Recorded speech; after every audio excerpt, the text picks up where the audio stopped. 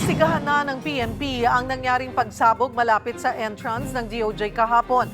Gayon din ang hinihinalang improvised explosive device na natagpuan sa labas ng Senado. Magbabalita si Mobile Journal Jazz Paredes. Kumusta, Jazz, ang investigasyon sa pagsabog malapit nga dyan sa DOJ at yung sa hinihinalang bomba naman na natagpuan din sa Senado kasabay ng SONA kahapon? Yes, Cheryl, iniutos na nga ni PNP Chief Sem. Melencio Hernandez ang masusing investigasyon dito sa dalawang improvised explosive device na natagpuan sa Jokno Boulevard sa Senado at sa Padre Faura sa DOJ. At ang investigasyon na yan hanggang ngayon nagpapatuloy pa rin, Cheryl, at mataas nga raw ang posibilidad na magkaugnay ang dalawang insidente na ito. Bukod dyan, Cheryl, ayon din sa Philippine National Police, ay sa ngayon hindi pa sila makapagbigay ng kabuuang impormasyon kaugnay ng kanilang investigasyon hanggat hindi ito natatapos.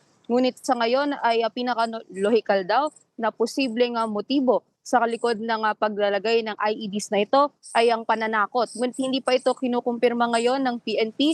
Ito ay isang hypothesis or ito ay conclusion pa lamang for now. Ngunit lalabas pa yan patapos nga daw ang kanilang kabuuang investigasyon. Sa ngayon, Sheryl, nakikipag-ugnayan na rin daw ang Philippine National Police sa Senado at iba pang mga ahensya para magsagawa ng investigasyon at makapagsagawa ng mas daragdagang hakbang sa seguridad nga. Kaugnay nga nito nga natagpo ang mga IED sa kanilang premise. Sheryl. Ano yung update naman dun sa higit 50 na aresto kahapon? Nakakulong pa rin ba sila? Ano-ano yung mga paglabag o kasong kinakaharap nila? Yes, Cheryl.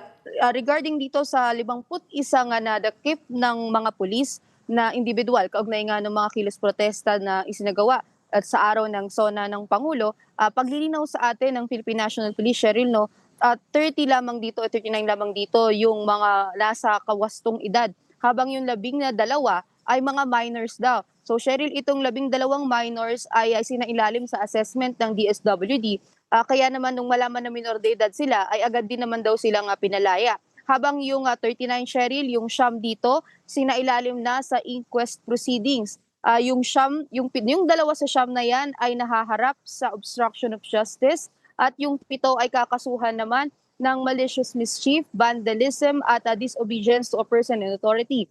Habang yung 30 natitira pa, Cheryl, ay sumasailalim sa investigasyon. Ngunit sa ngayon ay nasa ilalim sila ng kustodiya ng Quezon City Police District habang nagpapatuloy nga yung investigasyon dito sa natitirang 30 pa. Cheryl. Kabilang sa highlights ng SONA ng Pangulo kahapon yung seguridad sa mga paaralan kasunod ng Tacloban school shooting. Ano ang tugon dito ng PNP?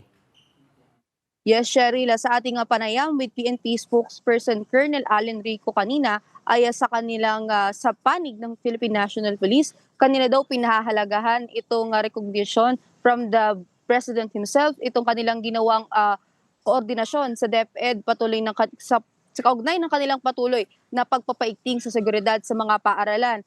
Bukod dyan sa kanilang current na mga hakbangin para mas masiguro ang seguridad sa mga paaralan, ay higit daw nilang pagbubutihin na mapalakas pa ang kanilang mga aksyon sa seguridad at kanilang koordinasyon sa mga concerned agencies at nagpahayag nga sila ng pasasalamat sa Presidente sa recognition na ito na ginawa ng Presidente sa kanyang State of the Nation address. Sa ngayon ay patuloy naman daw yung kanilang koordinasyon with the Department of Education at sa iba pang mga ahensya para sa mga karagdagang panghakbang upang masiguro nga itong kanilang pagbabantay at seguridad sa mga paaralan sa buong bansa. Cheryl.